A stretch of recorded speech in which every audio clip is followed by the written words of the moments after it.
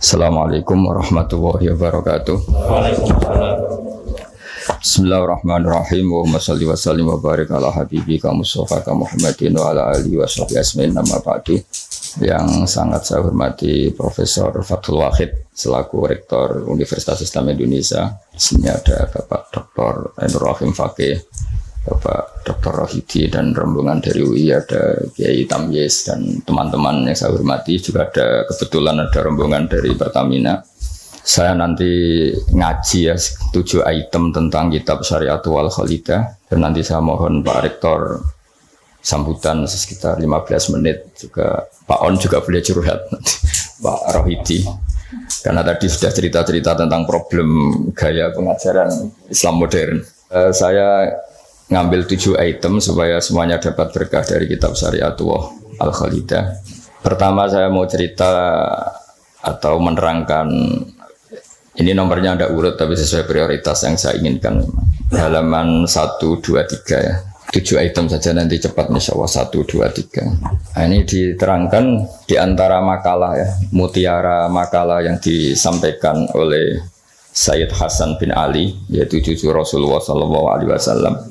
Ketika ditanya oleh Imam Hasan Basri, kita tahu semua sanad Thariqah sebelum Sayyidina Ali semuanya lewat siapa? Hasan Basri. Terus di Jawa jadi Hasan Besari, jadi macam-macam itu. Tukang ngeleh jeneng Jawa itu. Itu di antara makalahnya itu malam yu'min bi qadaillah wa qadari khairihi wa syarrihi faqad kafara. Tapi waman hammala dzambahu rabbahu faqad fajara. Jadi kalau orang tidak berkeyakinan qada qadar khairihi wa syarrihi minallah, dia berstatus kafir. Tapi orang yang mengkambing hitamkan Allah ketika dia dosa, faqad fajara. Dia itu orang yang enggak benar. Jadi ini sudah tengah-tengah, karena masyhur itu ada ulama ahli sunnah yaitu Imam Sanusi berdebat sama orang Mu'tazilah itu semalaman. Mu'tazilah itu tetap kokoh keburukan itu tidak dari Allah. Alasannya Allah itu memerintahkan kebaikan, masa menghendaki keburukan. Tapi pikirannya Imam Sanusi, idzan waqa'a fi mulkihi ma la yuridu. Alam raya ini kan seringnya banyak maksiat daripada taat. Berarti di alam ini lebih banyak yang terjadi bukan kehendaknya Allah. Berarti Allah kalah dong kalau gitu. Karena ingin baik ternyata yang terjadi buruk. Jadi ini kan problem. Kita sebagai mukmin juga problem. Mau nisbatkan jelek ke Allah tidak pantas. Mau bilang elek itu kreasi setan mayoritas. Berarti yang menang partainya setan, itu kan ribet. Yaitu faqad kafar. Orang yang mengingkari qada qadar itu kafir. Tapi ketika kamu dosa kemudian bilang kehendak Allah, itu faqad fajar. Kamu pecundang. Nah ini sudah tengah-tengah. Jadi implementasi ini monggo mawon. Sementing ini itu makalah-makalah yang disampaikan Sayyid Muhammad. Terus sekarang halaman 14 ya. Dia ngambil 7 item. Ini acak saja karena ya emang kan gak mungkin nih Pak On ngaji lagi kan. Sudah sepuh ya. Udah ini teman saya lama. Paling lama saya berteman di UI gitu Pak On. Ini bawaannya Pak Zeni dulu. Pak Zeni juga pernah ke sini. Itu kalau nekuni tafsir itu ya pusing. Enak yang tinggal baca. Saya tuh sering debat sama Pak Zeni itu sampai jam 2, jam 3 di kantor tuh di Badan Wakaf ya dulu, bekasnya rektorat ya. Itu kalau nggak selesai itu beliau jam 4 ke kontrakan saya di Ketonggo. Karena kita ini sangat fikih. Pak Zeni itu dulu kan fakultasnya adab. Beliau di sastra Pak Tamyiz. Jadi beliau lebih mengedepankan aspek balaghah.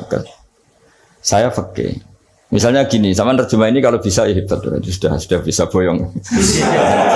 Misalnya az-zani la yankihu illa zaniatan. Itu ayat hukum apa ayat faktual? Di ilmu ushul fikih itu diteliti. Kalau ayat hukum berarti maknanya pezina itu enggak boleh nikah kecuali dengan pezina. Pertanyaannya, jenenge zina kok ora kepengen nikah, kepengin kumpul kebo, enggak usah dilarang ya sudah.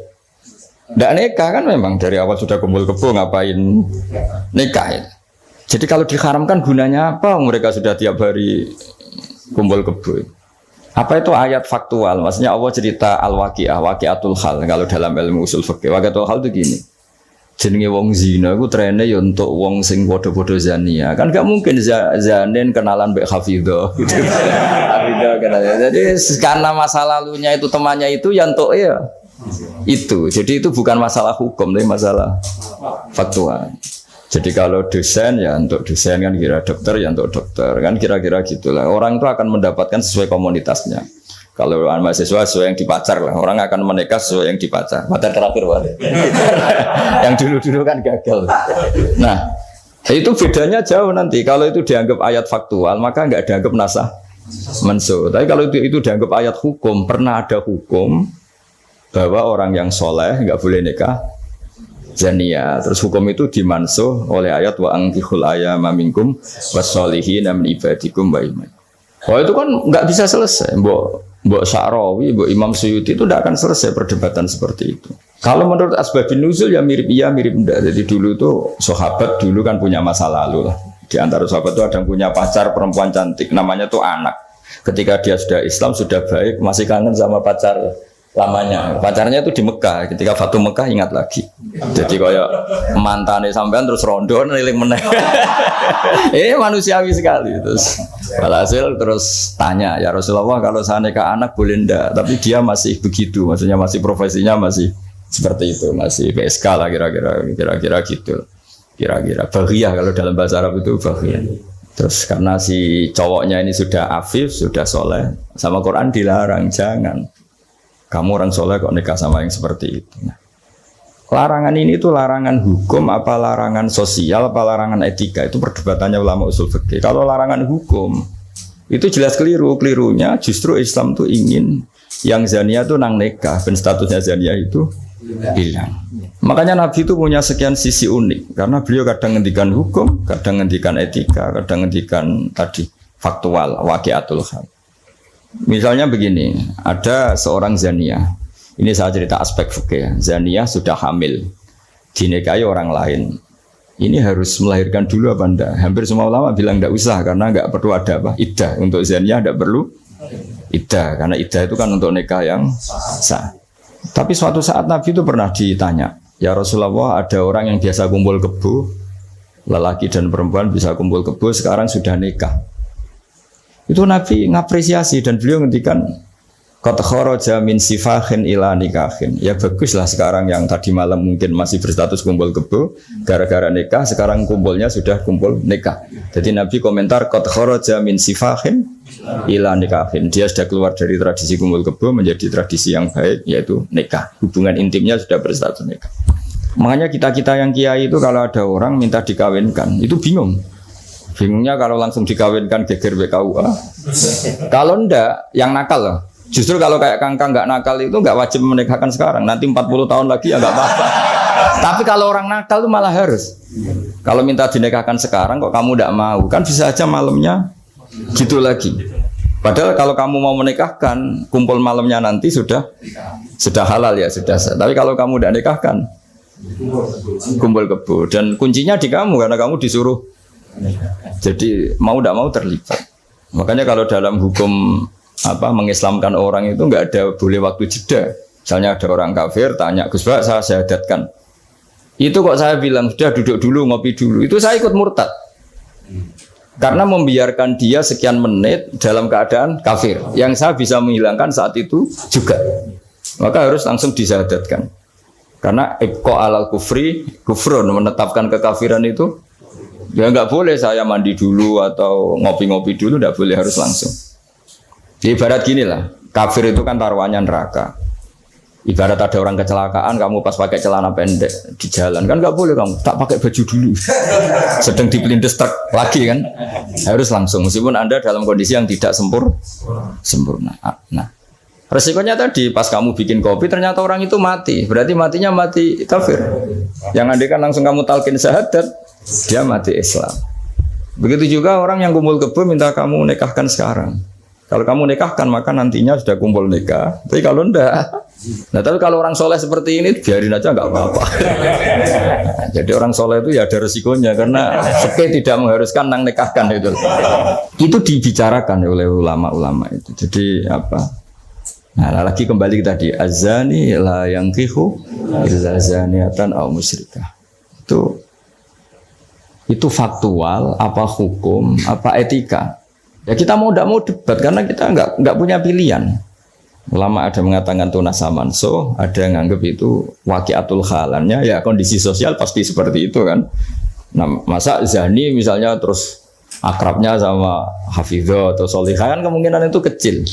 Kalaupun akrab ya mungkin yang satu nipu kan, pura-pura ndak orang hidung belang kan. Nah itu mau ndak mau itu harus debat seperti itu. Terus kedua, aspek yang sering saya debat dengan Pak Zaini itu aspek bahasa fikih. Bahasa fikih itu menuntut vulgar. Nggak boleh kinayah, nggak boleh persemuan tarif. Kalau bahasa Pak Zaini karena beliau biasa kesusastraan itu lebih halus. Itu memang ya ribet. Ya karena kita sering tidak punya pilihan. Saya ulang lagi, sering tidak punya pilihan. Nggak boleh misalnya zina itu dibahasakan tidur bareng. Nggak boleh. Karena kalau tidur bareng dihukumi zina, berarti orang yang tidur bareng tidak melakukan itu boleh dirajam kan. Itu kalau di fikih harus vulgar. Ada saksi yang menyaksikan itunya masuk sampai detail. Saksi ngerti tidur bareng atau berdempetan saja nggak boleh. Jadi ya agak kacau memang bahasa fikih itu mau tidak mau harus vulgar. Harus kayaknya orang-orang etik itu ndak mau. Nah, di sini terus misalnya ada masalah ketika aula mastumun nisa. Aula mastumun nisa itu bahasa sastra apa bahasa beneran gitu. Kalau bahasa sastra berarti Quran itu sangat halus sehingga membahasakan jima itu lamastum. Nah, Ibnu Abbas berpendapat itu, atau kamu hubungan intim sama istri kamu itu membatalkan wudu. Nah, ini yang kelompok-kelompok tertentu berpendapat gitu, makanya untuk batal nunggu hubungan suami istri. Tapi ada ulama mengatakan lamastum memang benar-benar nyentuh, jadi sekedar nyentuh tangan ini sudah batal. Jadi efeknya ini besar. Yang satu bilang lamastum kinayatun anil jima, sehingga untuk mengatakan batal harus nunggu jima. Yang satu yang memang lamisa memang pegangan saja. Nah, terus jadi dua kelompok mazhab itu. Jadi memang perdebatan memaknai Quran itu ya mau tidak mau. Cuma kalau sama-sama ahli kan masih ada ringnya. Nah, sekarang yang ribet tuh maca Quran ra iso isane terjemah melok nafsi riwayat. Musibah itu. Itu musibah besar. Nah, karena Quran itu kalau bahasa itu diulang. Diulang ini supaya maknanya itu begitu. Kadang sama. Makanya kata Imam Ghazali ngulang itu karena sama. Misalnya gini ya, tak beri contoh ya. Orang dosa itu pasti punya akibat ke orang lain. Disebut ajroma. Ajroma itu melukai orang lain. Innal ladzina ajromu kanu minal ladzina amanu yadhakun. Tapi nanti digenti. Kalau ajromu ini ditafsir digenti kafaru, karena di belakang digenti fal yaumal ladzina amanu minal kuffar, bukan minal mujrimin. Jadi di depannya pakai kata ajromu, di belakang pakai minal kuffar. Misalnya tadi ada 3 kelompok di akhirat, menerima tangan kanan, menerima buku dengan tangan kanan, kedua dengan tangan kiri. Tapi yang terlalu buruk itu waro adzohri, menerimanya membungkungi yang ngasih. Jadi misalnya kamu malaikat yang ngasih buku, ya terus lama ya sudah, yang fatal itu ya sudah nerimanya dengan tangan kiri, dia membungkungi yang ngasih. Jadi sudah ngawur secara etika. Misalnya dipanggil si A sini, si malaikat tadi orang ini memang bakat buruk. Pas nerima buku itu sudah sangat tidak beretika. Sudah dengan tangan kiri sambil membungkungi. Sehingga malaikat ini semangat ngadapnya ya kumat lah, kumat mangkelnya itu sudah tidak beretika, sudah pakai tangan kiri membungkungi. Tapi kita yang sopan itu kan menghadap pakai tangan kanan. Ya muni matur nuwun barang menapa. Sehingga terus jadi malaikat itu makanya semua nanti di akhirat. Nah, akhirnya kelompok itu hanya 2, kanan dan kiri. Nah, kiri ini yang ekstrim sampai ya sudah kiri. Nah, itu kata Imam Ghazali, jangan kira ada kelompok 3. Ya, ada yang biyaminih, bisimali, waro'a dori gitu maksudnya. Jadi sering seperti itu. Jadi hanya 2 tapi diredaksikan 3. Begitu juga neraka misalnya. Neraka itu kiai kuno nak darani digelundungno ning neraka. Itu bahasa paling bener ya. Karena orang masuk neraka itu kan bayangannya Quran itu kan waja'alna min baini aydihim saddan wa min khalfihim saddan fa aghshaynahum, terus sampai tak terusé fahum mukmahun. Mukmahun itu ditekuk. Nah, itu sebagian Quran ngredaksekno yu'raful mujrimuna bisimahum fayukhadhu bin nawasi wal aqdam. Nawasi itu bathuk, aqdam itu delamaan. Jadi bathuknya ditekuk sampai nyium Ya gini gambarannya tuh gini, ditukuk gini, ininya diikat sampai kena kaki. Nah bentuknya sudah kayak bola, makanya wong kuno nak darani itu digelundung nang rokok. Kamu tidak usah praktek, maksudnya ini cerita. Tapi gambarannya memang gini. Inna ja'alna fi a'naqihim aghlalan. Terus fahiya ilal asqan fahum mukmahun, ini di rantai dicancang dikenakan ini. Ya ini apa itu peragaan saja. Ya nanti enggak usah apa dipraktekkan. Nah karena bentuknya sudah gini, terus ya nah neraka itu bawah. Ya neraka itu kan posisinya bawah. Mulane darani munggah swarga karena surga itu naik. Digeludung ning. Nah ini cerita kealimannya wali-wali dulu. Jadi membahasakan masuk neraka itu digeludung. Karena posisi sudah kayak bola itu. Diikat dengan bentuk seperti itu kan. Nah, redaksi yang di Yasin yang tadi akhlalan fayya ila asqan fahum mukmahun itu ya sama dengan redaksi yang di surat Rahman yu'araful mujrimuna bisimahum fayukhadu bin nawasi wal. Nah hal-hal seperti ini tuh, ini sekaligus saya curhat ya ke Pak Rektor. Jadi memang tafsir itu nggak orang yang menguasai Quran karena lafadz, kalau bahasa kasarnya lafadz jebakannya banyak. Maka kata Imam Ghazali dalam Ulumul Quran, fayadhunnu dzannun, orang mengira bahwa itu kelompok yang berbeda karena dengan redaksi yang padahal itu kelompok yang sama karena Quran itu balaghah, Quran itu adab. Ya tadi keahliannya Profesor Zaini di sisi ini itu tahu.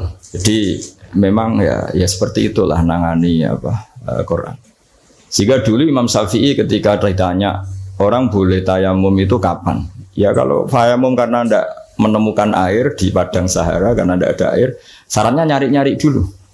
Nyari-nyari air ke sekelilingnya ya. Kalau ada kafilah ya tanya-tanya bawa air enggak, baru kalau enggak menemukan baru tayamum. Ketika ditanya, "Mad dalil ala dalik?" Lalu dalilnya apa? Imam Syafi'i dengan enteng baca falam tajidumaan. Kemudian kamu tidak menemukan air.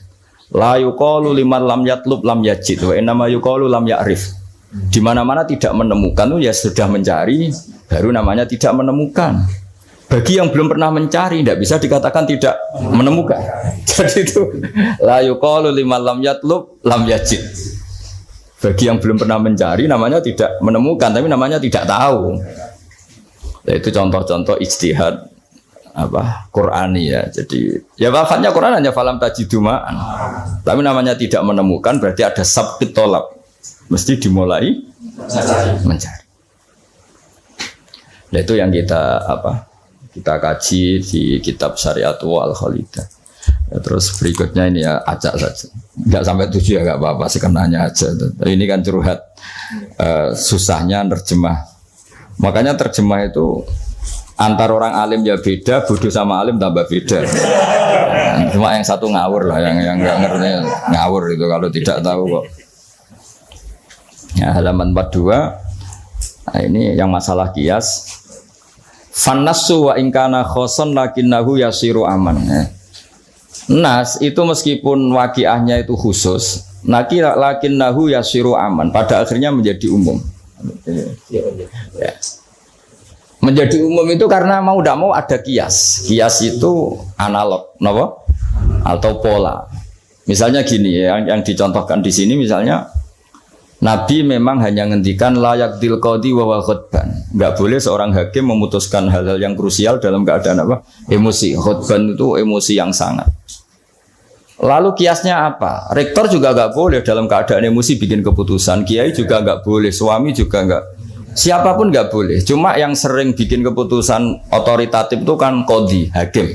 Jika Nabi hanya ngendikan al-qadi. Lalu ulama mengatakan khutban itu kenapa tidak boleh? Karena orang kalau emosi itu akalnya agak paras lah gitu.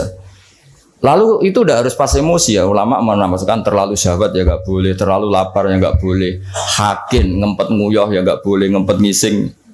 Sehingga kata khutban kemudian diganti fi halatin yasu'u khalquhu fiha. Dalam keadaan yang dia nggak begitu normal.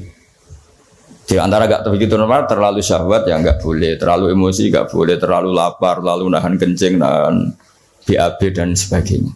Itu lafadz itu wan nasu wa ingkana khoson nas meskipun khusus yaitu Allah Nabi hanya ngendikan khutban, tapi nanti menjadi umum berdasar hukum apa? kias. Nah di sini Pak Ainur Rahim Fakih yang sering kita beda ya. Misalnya ini bukan meng-NO-kan yang Muhammadiyah atau Muhammadiyahkan NO, karena kalau kita ini biasa saja. Orang NO ya pasti Muhammadiyah karena umat Kanjeng Nabi Muhammad sallallahu alaihi wasallam. Orang Muhammadiyah ya pasti dengar NO lah karena gerakannya ulama. Masa tidak mendengar ulama? Tapi setelah jadi ormas ini jadi yang NO tidak Muhammadiyah, Muhammadiyah tidak NO. Ya, misalnya kamu NO ditanya Allah, akun tamin ummati Muhammad, ya naam. Itu bahasa Arab ummati Muhammad itu. Terus Muhammadiyah tak kau iki anut sapa ya anut ulama. Jadi tapi wong nganggur geger sebenarnya. Nah kita termasuk yang enggak nganggur jadi rapati geger. Saya beri contoh. Nabi itu ketika habis sholat itu akbala ali Nabi wajis langsung berputar menghadap ke kita. Jadi kalau di Indonesia langsung menghadap ke timur. Itu ada yang mempraktekkan dan itu bagus jelas semua teks hadis seperti itu. Tapi di beberapa hadis itu insorofaan yamini, kadang insorofaan simali. Karena begini, Nabi itu kalau sholat, itu orang yang dari 7 kilo, 8 kilo semuanya lari. Kepengen makmum Kanjeng Nabi. Sehingga kalau makmum Nabi ini bahaya ketika itu ada sefur rawuh. Alhamdulillah. Memang janjian rawuh. Kersane jejer Pak Tamyiz padha kiai ini. Jodoh berarti kiai tenan. Berkiai jejer kiai. Nggih putrane Mbah Mun. Mas, ini jejer Pak Tamyiz padha kiai ini. Oh, bagus. Ya, saya teruskan ya. Jadi ternyata di syurahul hadis, para pensarah hadis ketika Nabi menghadap ke timur dan itu ya banyak yang meraktekkan dan menurut saya tidak masalah. Itu karena Nabi tidak ingin orang yang datang terlambat, kalau dalam bahasa fikih disebut masbuk. Itu Nabi ngira fi sholatin, padahal hakikatnya sudah tidak sholat. Jadi andaikan Nabi tetap menghadap ke barat, misalnya di Indonesia, dengan posisi duduk yang sama, maka yang datang terlambat langsung usolli fardhu zuhri makmuman dengan arti makmum ke Nabi terus duduk. Nah kalau dia makmum padahal Nabi nyatanya sudah selesai, itu sholatnya tidak sah karena menggantungkan sholat atau iktimam dengan orang yang sudah tidak sholat. Nah sehingga gerakan Nabi ini dianggap maklumat kalau beliau sholatnya selesai. Nah karena filosofinya itu maklumat kalau sholatnya sudah selesai, ada yang milih memang benar-benar ke timur juga maklum kan, gak mungkin sholat madhab ke timur. Sehingga yang datang tahu, terus ada yang milih ngalor. Jadi sebetulnya itu bisa pakai, ya kayak orang tahlilan pakai keplok sudah selesai itu kalau sebetulnya bisa pakai apa saja, yang penting memaklumatkan kalau sholatnya itu. Nah, ini yang ngendikan tidak saya, kitab Fathul Bari karangannya Ibnu Hajar Al Asqalani, Syarah Bukhari paling populer. Nah itu yang disebut Sayyid Muhammad wa nasu wa ingkana khoson fa innahu yasirun aman. Ya kayak tadi misalnya laikdil qadi wa huwa khutban, kemudian khutban ini memasukkan semua kondisi yang kita kurang fit. Itu tidak boleh bikin apa? Keputusan. Qadi ya juga kita ganti. Tidak harus qadi, Pak Rektor, Pak dosen, seorang suami kalau bikin keputusan jangan dalam keadaan yang khutban atau ngempet nguyuh, ngempet ngising, hakin itu. Kalau dalam bahasa Arab hakinan itu. Nah ini penting saya utarakan karena kalau kita terlalu tekstualis itu nanti kita naik Innova tidak perlu baca subhanalladzi sakhkhara lana hadza. Karena ayatnya itu kan wal khaila wal bighala wal hamira litarkabuha wa zina. Ini tidak ada Innova ini. Ayatnya ya litas tahu ala ya sumatazkuru ni'mata rabbikum idza stawaitum ali wa taqulu subhana. Ini kan jelas litas tahu ala zuhur, ini Innova tidak ada zuhurnya, ini tidak ada punggungnya. Jelas ayat sebelumnya tentang wal khaila wal bighala wal hamira litarkabuha wa zina.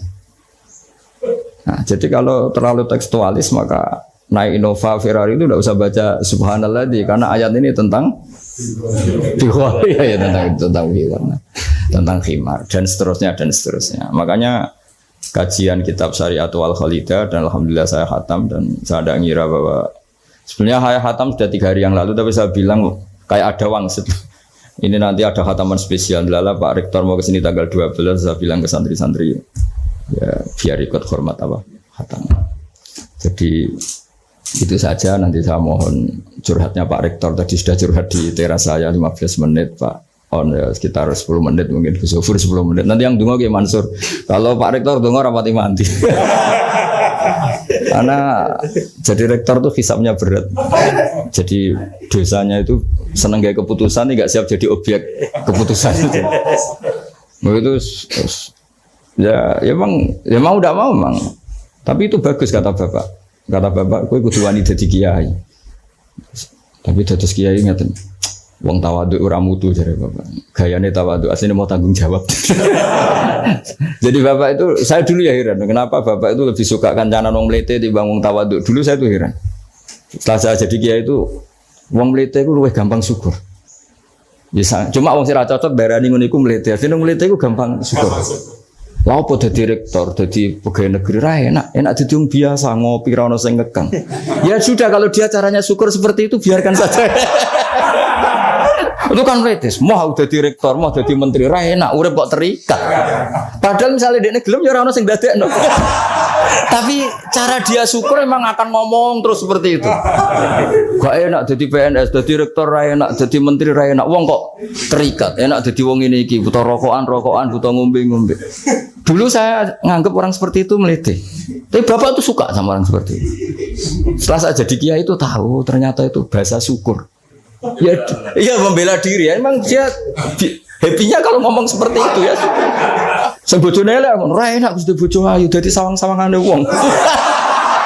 Terus pokoknya wes sauni-unimu yang penting sudah itu cara dia syukur. Saya tuh belum pernah loh kalah debat orang kecuali sama orang desa.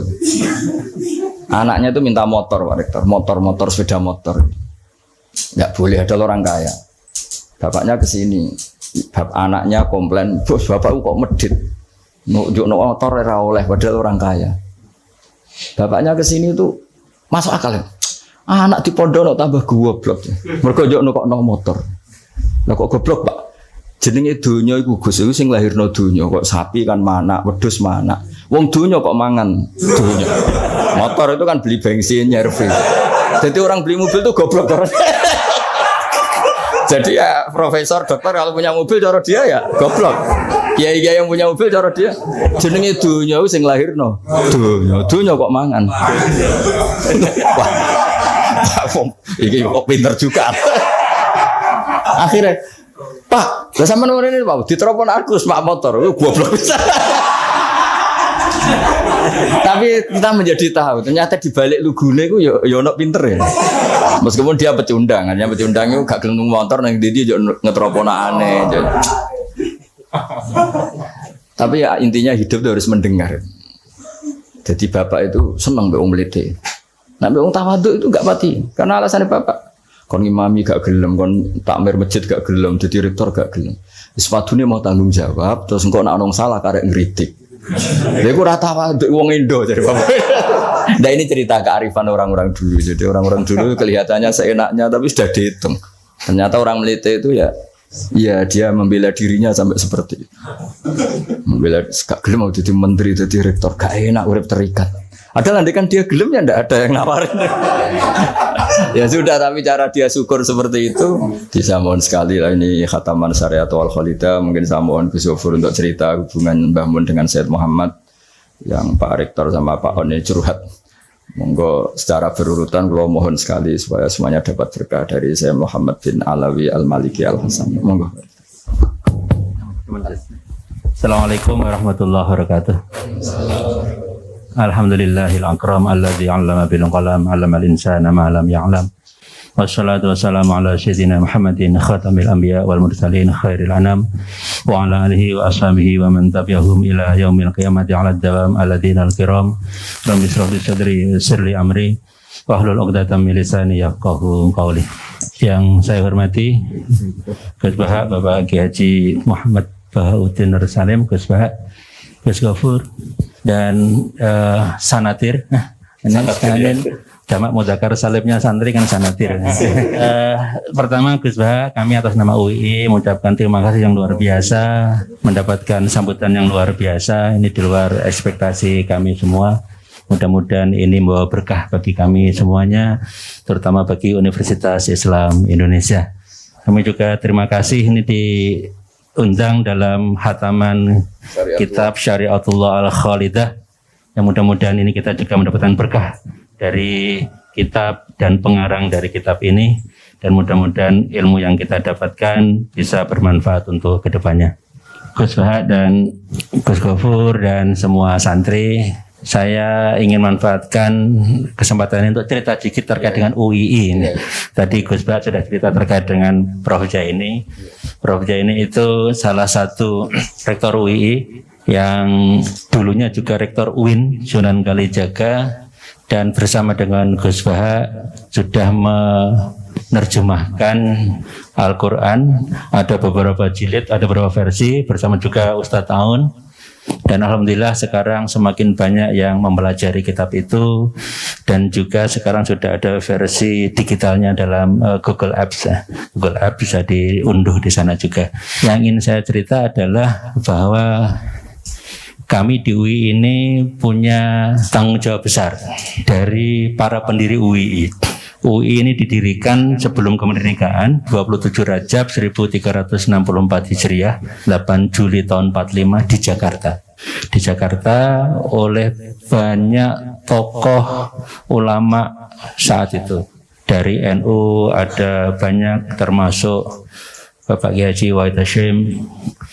Dari Muhammadiyah ada banyak juga, termasuk Ki Bagus Hadikusumo, Ki Haji Mas Mansur. Kemudian ada dari kalangan dari PUI ada Mbah Halim, Haji Abdul Halim di Majalengka sana. Ada dari PUI Ajengan Sanusi. Kemudian ada juga Pak Nasir. Kemudian juga ada tokoh nasionalis Muslim seperti Mr. Muhammad Yamin, termasuk dari perwakilan Kementerian Jepang saat itu. Ada Pak Kiai Haji Abdul Kahar Mudakir, ada Raden Haji Adnan, ada juga Pak Ahmad Jarkasi, pendiri Gontor. Itu dulu semua pendiri UII. Sehingga UI dari awal itu rumah besar bagi semua kalangan Islam. Saat itu ada NU, Muhammadiyah, PUI, termasuk kalangan nasionalis. Pesan yang diberikan adalah yang pertama, pada saat itu UI ini kan ada I tengahnya itu Islam. Ini yang berat luar biasa Gus. Nah, berat. Kalau diucapkan itu mudah sekali, tapi kalau diamalkan betul itu luar biasa berat. Karena Islam yang bagaimana ini kan perlu dimaknai, perlu diterjemahkan. Islamnya, Islam yang tengah itu. Islam yang kita sering menyebutnya Islam yang menjadi rahmat bagi semesta alam, yang membawa kedamaian, yang bisa membawa orang yang dekat itu hatinya menjadi damai, bergerak hatinya ikut bertindak menyelesaikan masalah bangsa dan lain-lain, termasuk yang mendalami agama. Itu yang pertama. Yang kedua ini Indonesia. Ini juga berat karena pendiri UI itu juga pendiri Indonesia. Jadi saya sering katakan ke Bapak Ibu di kampus, teman kawan-kawan di kampus, sulit membayangkan UI ini berkhianat kepada bangsa dan negara ini. Karena pendiri UI sama pendiri bangsa ini itu sama. UI ini lahir dari rahim yang sama dengan Republik ini. Nah, sehingga itu juga berat. Beratnya apa? Kalau lurus kita dorong enak. Kalau belok kita luruskan, ini juga berat. Meluruskan yang belok ini juga berat. Harus dengan cara-cara yang santun dan sebagainya. Sehingga di kami di UI ini sering berusaha bagaimana menyatukan Islam dan Indonesia di dalam satu wadah. Ini yang sering saya analogikan seringkali seperti semangka Gus. Semangka itu kan kulitnya hijau kan, ini Islami kan. Dibelah tuh merah putih, Indonesiawi kira-kira itu. jadi makanya bahasa Arabnya itu kan Al-Jami'ah Al-Islamiyah Al-Indonesia, Universitas Islami Indonesiawi. Nah, itu. Jadi itu yang kita inginkan itu. Bagaimana kita berkhidmat kepada Islam, tapi juga sekaligus berkhidmat kepada bangsa ini. Nah, sehingga kita untuk menjalankan dua pesan besar tersebut memang sangat berat, dan kita ikhtiarkan dengan banyak hal meskipun mungkin belum sempurna. Termasuk di kampus ada pesantrenisasi meskipun sangat singkat sekaligus. Cuma berapa hari? 2 minggu. 2 pekan ya, cuma 2 pekan. Di Islam kan 2 pekan. Berat kan Gus? Ya berat sekali. Itu masuk sama sebelum KKN. Itu kita lakukan seperti itu, termasuk juga banyak kajian-kajian lah. Itu kita lakukan tiap hari, termasuk kita sekarang merencanakan mendirikan pusat studi tafsir Al-Quran dan Hadis. Yang tadi Gus Bahak sudah ngendikan tidak mudah Gus. Tapi mudah-mudahan kita mulai Gus pelan-pelan, mudah-mudahan nanti lama-lama juga bisa lebih baik. Karena ini sebetulnya cita-cita lama yang belum belum terwujud ya. Ya mudah-mudahan nanti kalau Gus Bah berkenan menjadi salah satu penasehat, kami akan sangat berterima kasih, tersanjung dan bersyukur ini bisa nanti mengarahkan kami. Karena mendalami agama ini kan ya tidak mudah ya. Tidak mudah, tadi sudah banyak pesan yang disampaikan oleh Gus Bah kepada kami, meskipun tadi secara umum, tapi kan kita bisa menafsirkan ke kita. Itu banyak pesan, termasuk pesan yang di sana tadi Gus. Tidak terlalu ndaki gitu, akhirnya malah lupa gitu kan ya. Ya, tidak ya, betul. Itu pesan penting menurut saya, itu pesan penting. Sehingga kita jangan sampai melupakan warga tempat kita mengabdi, masyarakat tempat kita bergerak dan sebagainya. Sehingga kami mohon Gus Bah nanti berkenan untuk menjadi penasihat, dan juga kami mohon juga karena sebentar lagi ini kami membuka penerimaan mahasiswa baru Gus, tanggal 18 Januari ini. Mudah-mudahan juga semakin banyak yang bisa kita layani. Kami setahun itu yang mendaftar tahun kemarin 27.000, yang kita terima baru sekitar 6.000-an. Nah, kita tidak bisa melayani lebih banyak lagi. Padahal kita inginnya sebetulnya semakin banyak yang bisa kita layani, termasuk semakin banyak juga yang bisa kita beri beasiswa. Karena kan ada beasiswa untuk hafidhah, ada beasiswa untuk du'afa, ada beasiswa untuk pesantren. Kita punya pesantren juga, hingga kita berharap semakin banyak anak bangsa yang bisa kami layani, dan untuk itu kami mohon doanya Gus Bah dan para santri di sini juga untuk kebaikan Universitas Islam Indonesia dan kemudahan kami dalam menjalankan amanah yang tadi Gus Bah sudah contohkan tidak selalu mudah dan sangat berat untuk melayani umat. Nampaknya demikian Gus. Mohon maaf jika ada yang kurang selama kami berada di pondok ini. Assalamualaikum warahmatullahi wabarakatuh. Bismillahirrahmanirrahim. Assalamualaikum warahmatullahi wabarakatuh. Waalaikumsalam warahmatullahi wabarakatuh. Alhamdulillahirabbil alamin. Asyhadu an la ilaha illallah wa asyhadu anna Muhammadan abduhu wa rasuluh. Allahumma sholli ala Muhammad wa ala ali sayyidina Muhammad. Apa yang diaturkan oleh Gus Bah itu memang sudah dilakoni oleh Gus Bah untuk dihadirkan oleh Allah lewat Profesor Zaini untuk mengemban amanah di UI bersama-sama. Karena melihat di UI itu lahan yang luar biasa, karena terdiri dari beberapa mahasiswa yang terdiri dari beberapa kampung, dan insya Allah mereka nanti pada masa mendatang menjadi orang yang lebih baik untuk memperbaiki warga negara Indonesia yang sangat banyak ini. Makanya kami di UI senang sekali atas kesanggupan Gus Bah itu semuanya. Sudah dilakukan dan sudah dilakukan, sudah beliau membuat tafsir dan terjemahannya dengan Profesor Zaini. Tiap hari datang ke UII, beliau itu Gus Bah itu tanpa diundang tapi datang beliau. Kalau orang-orang sekarang kan harus diundang, karena wujud undangan itu tentu ada konsekuensi logisnya dari undangan itu. Tapi beliau tanpa memikirkan itu, karena beliau tentu sudah mendapatkan dibayar oleh Allah yang lebih. Buktinya beliau sekarang sudah punya pondok juga di Jogja, di Jogja juga sudah punya pondok. Ini memang barokah dari Allah Subhanahu wa Ta'ala. Oleh karena itu, Bapak-bapak dan adik-adik yang saya hormati, doakanlah mudah-mudahan Allah memberikan kekuatan untuk membina mahasiswa-mahasiswa di UI menjadi mahasiswa yang beriman, berilmu berdasarkan iman kepada Allah Subhanahu wa Ta'ala, sehingga Pak Rektor bukan menjadi ringan, tidak, malah berat. Semakin kesini bukan semakin ringan, semakin berat, karena tanggung jawabnya juga semakin berat. Tentu tanggung jawab terhadap hal-hal yang lain. Nah, kami termasuk bawahannya Pak Rektor insya Allah akan berusaha semaksimal mungkin dengan Gus Bah ini. Nanti insya Allah UI menjadi lebih baik. Silakan, ini saya juga membawa Pak Rohidin itu. Pak Rohidin yang sebelah sana itu, Bu. Nah, Pak Rohidin, silakan Pak Rohidin. Iya, kamu fadhol.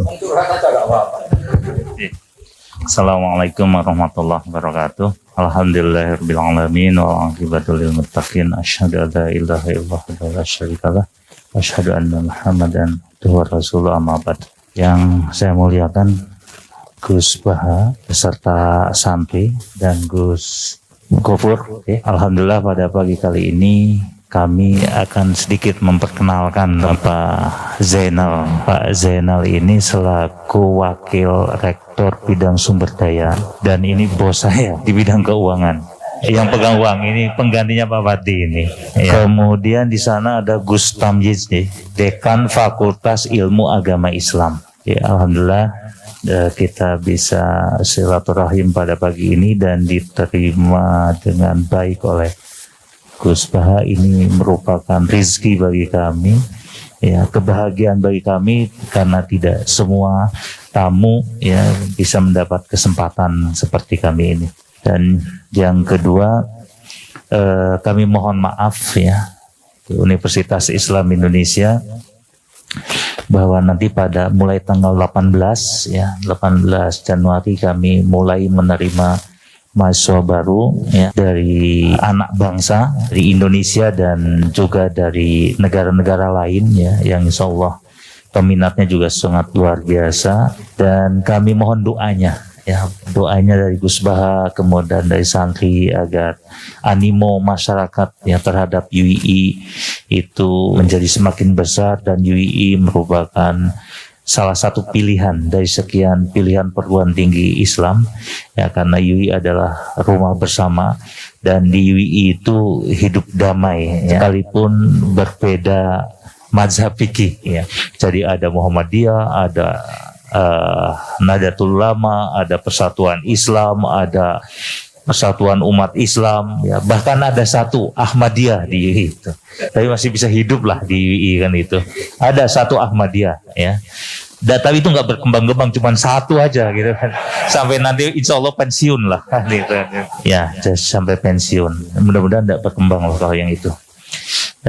Dan itu mungkin yang ingin kami sampaikan ya. Kami sangat berbahagia sekali dan kami kesini juga sekaligus minta restu dan kesediaan Gus Baha untuk menjadi Dewan Penasehat di Pusat Studi Al-Quran dan Hadis ya, karena Gus Baha ini kan sebetulnya ikon ya, ikon di kajian-kajian tafsir.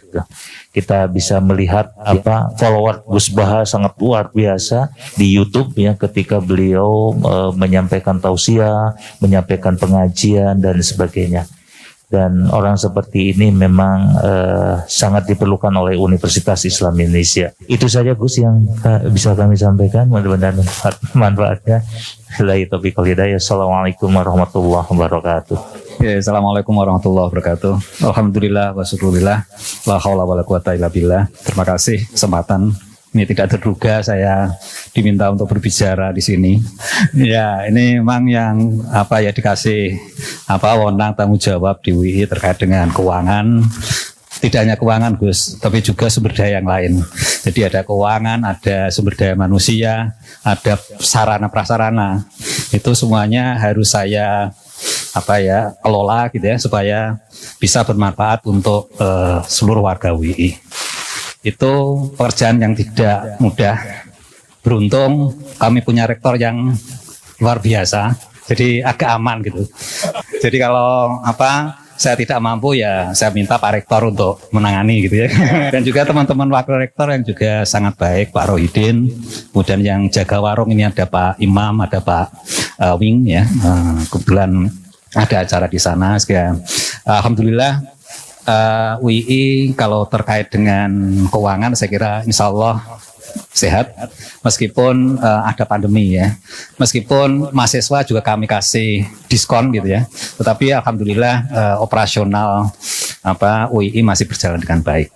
Mohon doa Bapak Ibu, Bapak-bapak di sini semua santri supaya kami tetap bisa mengelola amanah itu dengan baik. Saya ingat pesannya Pak Zaini ya, jadi mengelola UII itu memang harus dengan keikhlasan. Jadi apa yang kita berikan kepada UI jangan terlalu meminta sesuatu dari UI. Saya kira itu dipegang penuh ya, terutama yang sedang diamanai memegang keuangan. Terima kasih. Begitu saja yang bisa saya sampaikan. Assalamualaikum warahmatullahi wabarakatuh. Assalamualaikum warahmatullahi wabarakatuh. Alhamdulillah wassalatu wassalamu ala Rasulillah Sayyidina Muhammad ibni Abdillah wa ala alihi washabihi wa mawala. Amma ba'd. Sebab yang kula muliakan Gus Gofur, muliakan bapak-bapak semuanya dan santri. Saya terima kasih ini bisa sedikit mengemukakan unek-unek nih.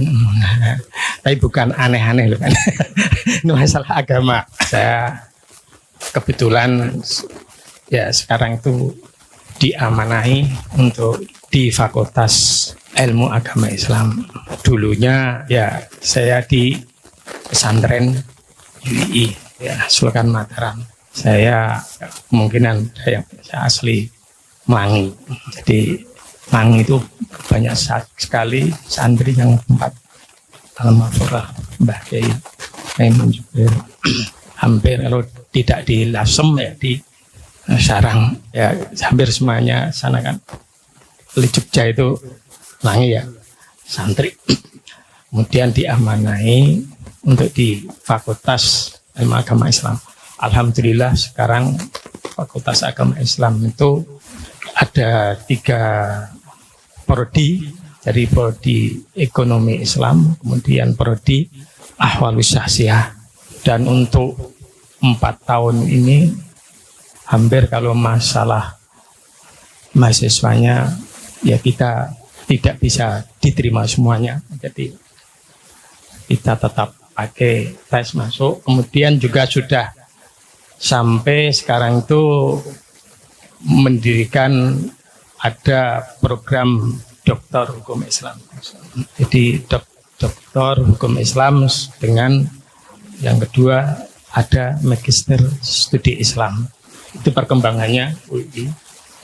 Jadi kalau masalah mengenai kalau dulu ya Fakultas Agama Islam itu mahasiswanya cuma 100-150, tapi sekarang itu sudah di atas 500. Jadi tiap tahunnya itu menerimanya itu di atas 500. Kalau plus untuk untuk program doktor dan S2 itu sudah hampir 650-an tiap tahun. Jadi kalau dulu yang namanya kadang-kadang Fakultas Agama itu dipandang sebelah mata. Jadi ini fakultas mustasafin.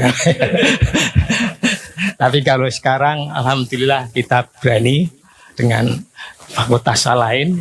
Jadi minat orang istilahnya belajar agama dan itu adalah tinggi sekali. Ini yang saya sampaikan dan alhamdulillah sekarang rektornya juga dengan agama juga tidak enggak ada agama itu yang tapi kalau di UI insya Allah Gus Bah masih seperti itu. Jadi yang ngotak-atik biasanya dari UIN. Biasa kalau dari UIN itu sudah nggak bisa dengan sejak dulu itu. Ya, ini kurang lebih mohon maaf. Assalamualaikum warahmatullahi wabarakatuh. Bismillahirrahmanirrahim. Assalamualaikum warahmatullahi wabarakatuh. Bismillahirrahmanirrahim. Alhamdulillahirabbil alamin. Wassalatu wassalamu ala asyrafil anbiya'i wal mursalin Sayyidina wa maulana Muhammadin wa ala alihi wa sahbihi ajma'in. Ba'du. Yang terhormat Sahibu Al-Mahad Kiai Haji Bahauddin Nur Salim, para pimpinan Universitas Islam Indonesia, ada Pak Rektor, Pak Fathul Wahid, ada para pejabat di UI. Tidak bisa saya sebut satu persatu. Ya, ada Pak Tamyiz, ada Pak Aun, ada Pak Rohidin, ada Pak siapa lagi ini ya, Pak Zainal. Terima kasih semuanya, para santri-santri semuanya. Alhamdulillah kita bisa ikut hataman kitab Syariatullah Al-Khalidah karya Sayyid Muhammad bin Alawi Al-Maliki Al-Hasani. Mohon maaf saya terlambat. Semalam juga masih di Kerapia ya, takziah di Gus Najib ya, pulang larut pagi-pagi, istirahat sejenak baru bisa kesini nih ya. Alhamdulillah masih bisa mengikuti hataman karya Said Muhammad ini gurunya banyak kiai-kiai di Indonesia, sebagaimana ayahnya Ki Alawi juga gurunya para kiai-kiai di Indonesia. Generasi ayah saya itu dulu banyak ngaji kepada Said Alawi, tetapi putra-putranya, santri-santrinya sudah masuk generasinya ke Said Muhammad. Ya. Kalau ayahnya dulu masih ngaji di Masjidil Haram, karena masih dan tahun 1924 Wahabi menguasai Mekah itu kan tahun 1924 ya. Itu baru menguasai. Jadi era-era sebelum itu, bahkan era-era sesudah 1924 itu sebetulnya juga para kiai-kiai, para ulama-ulama masih ngaji di Masjidil Haram ya, masih ngaji. Abah itu masih menangi ngaji di Masjidil Haram. Tapi eranya Said Alawi itu mengeras ya, eranya. Kalau Abah sih diantaranya ya memang memang saatnya mengeras. Memang Wahabi sendiri sudah sangat-sangat keras pada saat itu, sehingga ini Said Muhammad tidak lagi mengajar di Masjidil Haram, tetapi mengajar di dalamnya. Di dalamnya yaitu di Rusaifah atau di mana itu ya. Itu Said Muhammad Alawi Al-Maliki. Ayahnya kira-kira ya satu kurun lah dengan At-Turmusi, Syekh Mahfud At-Turmusi, itu juga masih ngajar di Masjidil Haram ya. Masih ngaji di Masjidil Haram. Said Muhammad sekolahnya di Mesir ya. Sebetulnya Said Muhammad itu adalah akademisi, karena beliau itu sekolahnya runut formal sampai S3 itu di Al-Azhar. Akrab dengan Masjid Ar-Rifai namanya.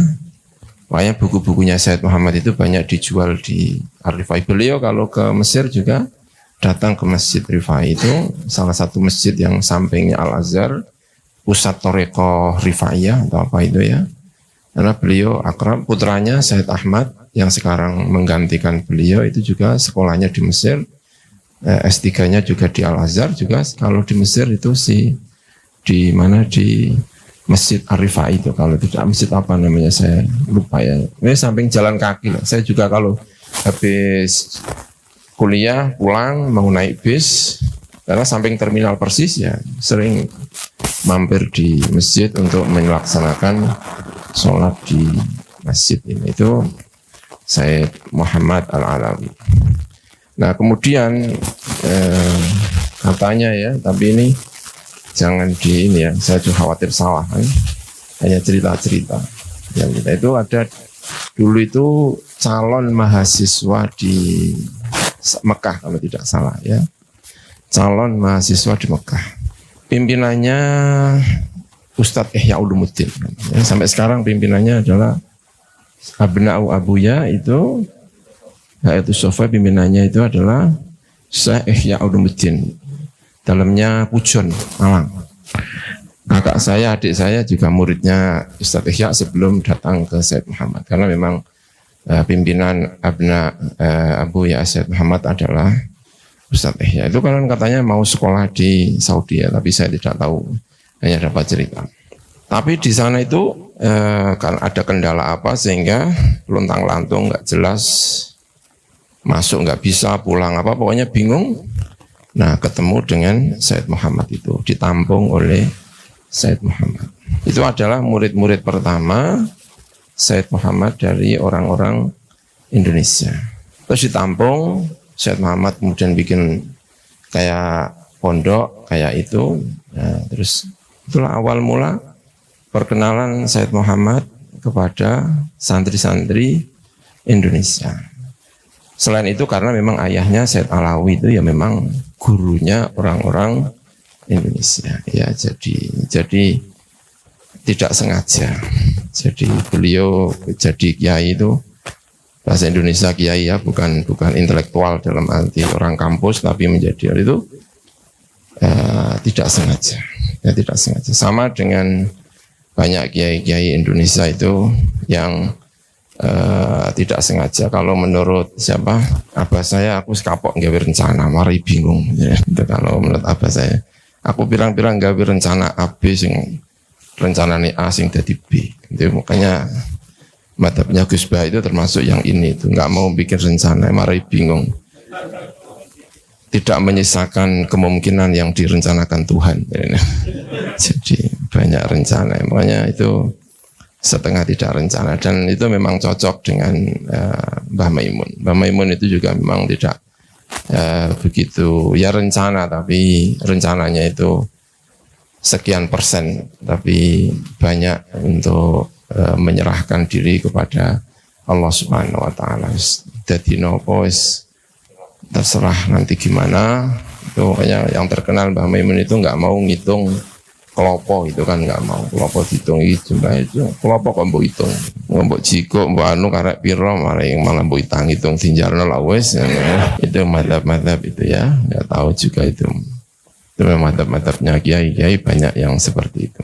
Jadi terus kemudian ya abah itu kalau sudah berhubungan dengan seseorang itu pengen baik gitu. Itu kalau abah itu memang begitu ya. Termasuk makanya abah punya perhatian betul dengan UI. Di antaranya karena menurut ceritanya abah salah satu pendiri atau salah satu orang yang punya kepentingan awal-awal di UI itu katanya adalah mantan Menteri Agama dulu Kiai Fatur Rahman. Nah Kiai Fatur Rahman itu anaknya Kiai Kafrawi. Kiai Kafrawi itu dalamnya berak-urak. Kiai-kiai sarang itu banyak dulu itu ngaji kepada Kiai Kafrawi sebelum jadi qadhi di Tuban. Dan itu anaknya yang kemudian menjadi Menteri Agama. Konon katanya setelah pensiun atau apa, itu pindah ke Jogja atau seperti apa. Pokoknya kalau ketemu UI selalu yang ditanyakan itu adalah UI itu dulu itu ada sarang itu pokoknya Kiai Fatur Rahman, mantan Menteri Agama itu posisinya di mana ya di UI itu dulu katanya itu ikut-ikutan di UI gitu katanya gitu Menteri Agamanya kan setiap kali ketemu dengan UI mesti yang ditanyakan adalah Kiai Fatur Rahman. Saya wallahu alam ya tidak tahu ceritanya seperti apa itu. Karena apa itu kalau sudah berhubungan dengan seseorang itu memang kepingin baik, kepingin langgeng, kepingin apa. Nah, apa itu akrab dengan Sayyid Muhammad itu diantaranya karena begitu berhubungan dengan Kiai Alawi. Lalu Sayyid Muhammad datang ke Indonesia, mampir di rumahnya apa, terus Kak Ubab itu dikirim. Sejak saat itu tidak pernah putus dari Sayyid Muhammad. Pokoknya kalau anaknya itu pulang, itu harus dikirim salah satunya. Jadi selama Sayyid Muhammad itu hidup, tidak pernah putranya sejak Kak Ubab itu tidak pernah, tidak ada. Pokoknya kalau ke Mekah mesti Sayyid Muhammad anaknya harus ada di sana. Nah saya itu kenapa kok di Mesir? Ya karena saya waktu itu sudah besar, kakak saya masih di sana, saya jadi nggak wajib. Kok saya adik jauh dari Kak Kamil Boyong ya saya pasti di Sayyid Muhammad. Saya punya kebebasan dan disuruhnya saya ke Mesir, kamu nggak wajib. Gampangannya kamu nggak wajib, kamu masih ada stoknya. Itu kakak saya Kak Kamil. Ya adik saya yang sudah ya ada yang ke sana, ada yang ya itu. Tapi apa wajib karena kalau ada hubungan dengan itu halakohnya itu kuat sekali. Pokoknya Sayyid Muhammad itu diantara orang Indonesia paling disenangi itu Mbah Maimun. Kenapa? Karena itu tadi hubungan itu. Karena ada yang orang kapok jadi santri kan ada. Bapaknya santri, anaknya itu kapok, anaknya gak di santri, anaknya kapok. Ternyata gak enak itu enggak. Masuk saya disuruh ke Lirboyo karena akrabnya dengan mana Mbah Abdul Karim, Mbah itu Gus Bah juga pernah dikirim ke Lirboyo sama Abah untuk sama kakak saya itu, saya juga disuruh dan khas kalau kamu ke Lirboyo, yang penting gue pokoknya ziarah karo guruku, jadi orang pikir ngaji nih, jadi ada agak khas-khas itu ya, gitu ya, Masya Allah. Jadi itu ini ya, jadi kalau ini kemudian kita belajar kepada siapa Sayyid Muhammad, fikihnya Sayyid Muhammad beliau itu Maliki, tetapi muridnya orang-orang Syafi'iyah. Itu Sayyid Muhammad, dan itu bisa. Makanya salah satu ciri dari santri-santrinya Sayyid Muhammad itu ya mesti mengenal madhab biasanya. Mengenal madhab A, mengenal B, karena gurunya itu Maliki, muridnya itu Syafi'i. Dan itu sebenarnya tradisi-tradisi kuno, ya, tradisi-tradisi kuno. Tradisi kuno, misalnya Ibnu Hajar Al-Haytami itu punya murid namanya Ali Al-Qori. Itu orang Hanafi, tapi gurunya adalah Syafi'i. Ya.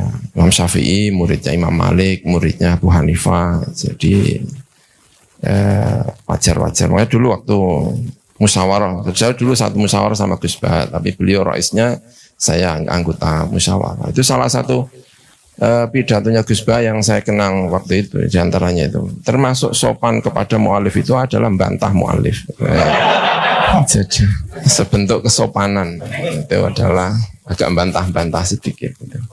Jadi sampean kalau bantah-bantah kepada Gus Bahat itu termasuk salah satu kesopanan. Caranya sopan ini ya, terima kasih sekali sudah ngaji kepada ini ya, kitab Syariatullah Al-Khalidah, salah satu bentuk pendidikan Sayyid Muhammad mengenai fikih, bahwa kita ini memang patut sekali untuk belajar fikih karena tradisi kita memang tradisi fikih dikayakan oleh berbagai ini tarikh tasyrik, tentang khilaf, tentang sejarah tasyri'nya, tentang tokoh-tokoh yang punya jasa penting di dalam fikih kita, dipelajari dengan baik. Saya juga terima kasih pagi ini bisa hadir dan bisa ketemu dengan anggota ini ya, pimpinan di UI, karena saya dulu juga pernah ngajar di UI beberapa saat. Itu juga tidak sengaja, saya dulu sudah pesan mau jadi dosen di UI, mau menjadi dosen tetap di UI, tapi Allah berkehendak lain. Setiap kali mau daftar itu enggak jadi-jadi terus. Rupanya saya disuruh pulang ke sarang, rupanya itu ya. Saya sudah sempat ngajar, sempat beberapa semester ya ngajar di UI. Saya juga berencana memang karena saya tinggal di Jogja, KTP saya Jogja, kata Pak ya, biarlah saya di UI. Tapi setiap kali ada itu nggak jadi-jadi sampai ditutup. Nah, gitu. Ya beneran saya nggak. Ini sama Gus Bah ini kalau nggak percaya. Nah setelah ditutup itu ternyata kemudian saya itu pindah ke Sarang. Jadi makanya agak percaya dengan tadi itu unsur-unsur yang dikehendaki Gusti Allah itu seringkali lebih kuat daripada apa yang kita rencanakan itu. Kadang-kadang memang begitu itu. Sudah berencana, sudah ini pulang ambil ini ya itu tadi terus pindah ke Sarang Batam ya. Ya alhamdulillah ya sama dengan Gus Bah inilah. Tahun 2005 saya pulang, abah beliau wafat, saya juga ikut sholat nyulat di sini. Itu kemudian diumumkan Gus Bah yang ada di Jogja itu harus pulang ke Indonesia, ke Naruan, ya sudah di Naruan. Ya saya pindahnya juga agak dramatisir sebenarnya. Abah saya itu saya di Jogja, saya ketua LBM PWNU Yogyakarta. Ya sudah basul masail di rumah. Abah itu haji, ya abah itu haji. Terus ada tanah itu Gus, tanah itu ini tanah itu. Saya main ke Sarang ngajar apa tanah, terus saya beli. Beli itu jangan kasih tahu, pokoknya beli jangan ada yang ngasih tahu abah. Kalau saya beli tanah itu, ya kan, terus pokoknya pengen apa gitu kan, itu gang 1 hari atau 2 hari Gus, itu ditelepon dari Saudi. Fur katanya, kowe tuku tanah ya, nggih Bang. Ini dapat wangsit dari mana ini ya? Masya Allah, udah itu nggak usah kamu bayar, saya yang bayar, pokoknya kamu itu selesaikan. Ya terus ya pindah Sarang, nggak mimpi. Ya itu gara-garanya UI ditutup itu terus ada tanah itu. Saya tanya pengumumannya penerimaan dosen baru, wah sudah ditutup katanya. Ya sudah baru pindah itu memang. Jadi ada banyak yang tidak sengaja disengaja itu. Makanya kalau melihat Gus Bah mesti banyak tidak sengajanya. Kan wajahnya itu kan wajah tidak sengaja itu. Ya kita ini tidak sengaja. Kalau ini, tapi ini jangan Pak Rektor. Kalau tugas Pak Rektor itu yang memang yang sengaja. Agak beda. Ya, kalau dalam hikamnya itu orang tidak boleh memaksa diri untuk masuk dalam satu makom sampai Allah sendiri yang menentukan makomnya. Jadi kalau masih makomnya sengaja, jangan pindah ke yang tidak sengaja. Itu bisa berabe. Rektor enggak sengaja itu ya rusak itu kampus. Makomnya memang berbeda-beda. Ya, saya kira itu Gus yang saya bisa sampaikan. Mohon maaf. Terima kasih atas pertemuan pagi ini. Wallahul muwaffiq ila aqwamit thoriq. Wassalamualaikum warahmatullahi wabarakatuh. Sallallahu alaihi wasallam wa alihi baiti wa dzurriyyatihi. Wa la sayyid Muhammad. Warahmatullah.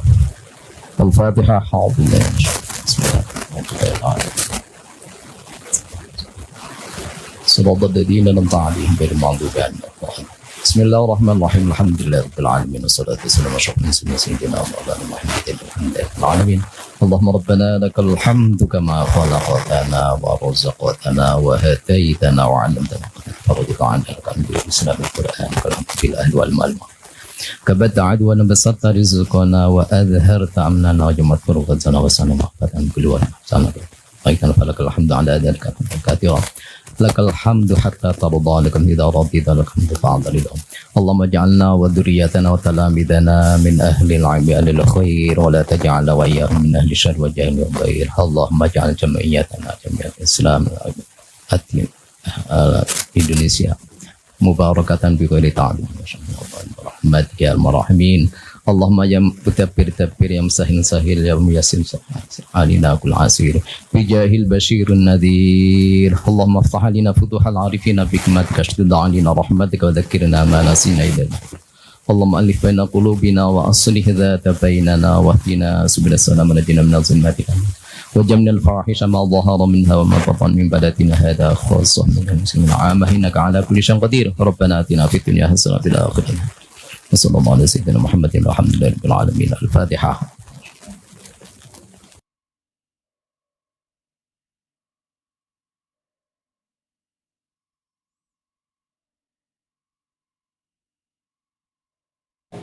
Oke teman-teman, jadi itulah reaction ngaji kita bersama dengan Kiai Haji Bahauddin Nur Salim atau Gus Baha dalam acara ngaji kitab Khataman Kitab Syariatullah Al-Khalidah karya Syed Muhammad bin Alawi Al-Maliki bersama rektor dan para dosen Universitas Islam Indonesia atau UII di Pondok Pesantren LP3IA Narukan Rembang atau dalam Gus Baha.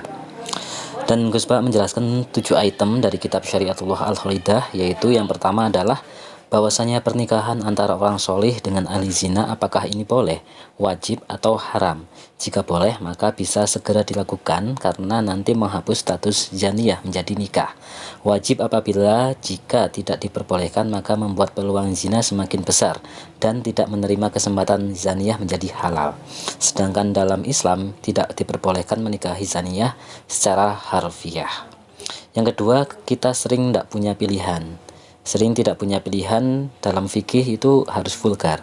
Apabila menjadi saksi perbuatan zina maka harus detail hingga tahu saat perzinahan terjadi atau saat berhubungan intim. Jika masih remang-remang itu tidak sah. Dan bagi pezinanya jangan sampai mengaku dan jangan sampai ketahuan, karena pengakuan dosa walaupun dosanya diri sendiri tetap tidak diperbolehkan oleh Allah. Kemudian tidak boleh seorang hakim membuat keputusan dalam keadaan emosional. Apakah ini memang khusus untuk hakim? Tidak, ini berlaku untuk umum. Siapapun jika masih dalam keadaan emosional, jangan membuat keputusan agar tidak menyesal nantinya. Yang keempat, Nabi memaklumatkan ketika selesai sholat, maka membuat tanda maklumat, pertanda bahwa sholat sudah selesai, agar jangan sampai ada orang yang menjadi makmum kepada Nabi karena masih mengira Nabi itu masih dalam keadaan sholat, padahal sholatnya sudah selesai. Dan ketika seseorang menggantungkan sholat pada orang yang sudah tidak sholat, maka sholatnya menjadi tidak sah.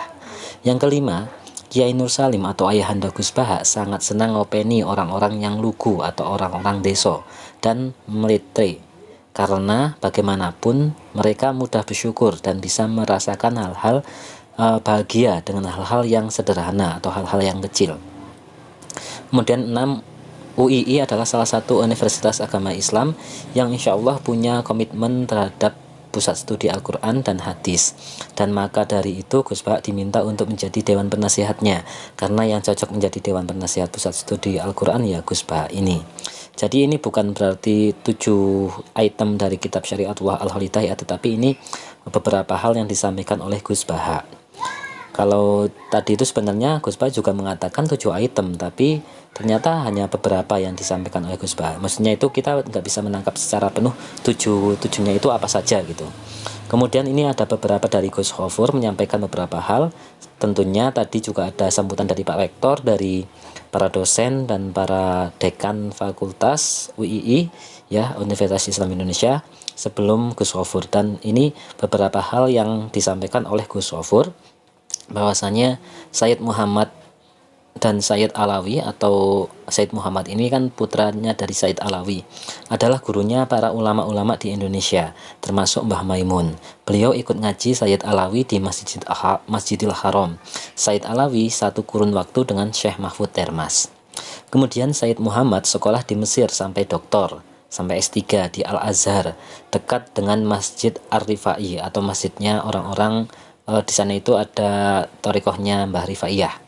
Merupakan seorang akademisi ulung yang karya-karyanya sangatlah banyak dan menjadi rujukan banyak ulama di Indonesia, termasuk kitab Syariatullah Al-Khalidah ini.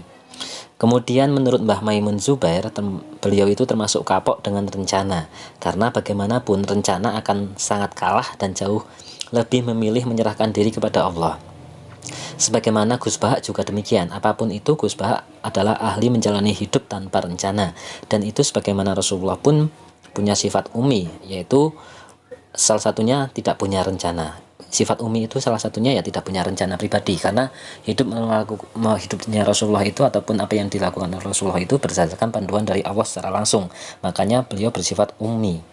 Kemudian Mbah Maimun saking sukanya dengan Sayyid Muhammad, tiada putus pasti ada putra beliau yang dikirimkan untuk ngaji kepada Sayyid Muhammad. Karena Mbah Maimun ketika sudah berhubungan dengan seseorang, maka akan terus dijaga keharmonisannya, kebaikannya dengan orang tersebut, untuk njogo paseduluran. Kemudian Sayyid Muhammad adalah Al-Maliki, namun murid-murid beliau kebanyakan adalah Syafi'iyah. Itulah salah satu bentuk kehebatannya. Menjaga fikih adalah dengan belajar fikih. Ya, menjaga fikih itu ya dengan belajar fikih. Masalah perbedaan dan khilaf itulah sangatlah wajar. Dan kemudian yang terakhir adalah tadinya Gus Khofir itu akan berencana menjadi dosen di UII. Itu rencananya Gus Khofir, tapi ya rencana Allah itu lebih tinggi. Itulah rencana Allah, seringkali unsur-unsur yang dikehendaki Allah itu lebih kuat daripada rencana-rencana kita. Ya, unsur-unsur yang dikehendaki Allah itu lebih kuat daripada rencana-rencana kita. Akhirnya Gus Khofur yang tadinya tinggal di Jogja kembali ke Sarang Rembang. Begitu juga Gus Bahak. Akhirnya beliau berdua itu kembali ke Rembang. Beliau juga tadinya di Jogja, tapi semenjak ayah beliau Kiai Nur Salim meninggal, Gus Bahak jadi tinggal di Narukan Rembang, sementara Gus Khofur di Rembangnya. Wajahnya Gus Bahak ini kan wajah-wajah tidak sengaja, kata Gus Khofur. Ini merupakan gojolokannya Gus Khofur. Orang yang belum makomnya jangan masuk ke makom tersebut. Ini kata Gus Khofur, bahwasanya dalam kitab dari kitabnya pokoknya kitab yang tadi disebutkan oleh Gus Khofur ini, bahwa orang yang belum makomnya jangan masuk ke makom tersebut. Ya, bagi yang belum makomnya manut takdir Allah ya jangan ikut-ikut. Sementara Gus Bahak ini sudah manut takdirnya Allah, sudah tanpa rencana gitu kalau Gus Bahak itu. Oke, teman-teman, mungkin itu yang bisa kita catatkan sebagai rangkuman, bukan rangkuman sih, lebih ke catatan saja untuk ngaji kita kali ini. Semoga bisa menjadikan kita sebagai penerima ilmu yang bermanfaat dunia akhirat. Semoga menjadi amal ibadah Gus Bahak yang berkah dan berkah untuk kita semua. Dan kita doakan bareng-bareng semoga Gus Bahak senantiasa sehat, senantiasa diberikan panjang umur, diberikan kesempatan untuk terus-menerus memberikan keilmuannya melalui ngaji bersama dengan kita. Oke, sekali lagi terima kasih teman-teman. Amin ya rabbal alamin. Semoga kita mendapatkan syafaat Rasulullah. Amin ya rabbal alamin. Terima kasih sekali lagi. Jika banyak kesalahan mohon dimaafkan, dan jika ada komentar ataupun ada masukan tolong bisa dituliskan di kolom komentar ya teman-teman. Terima kasih. Wassalamualaikum warahmatullahi wabarakatuh.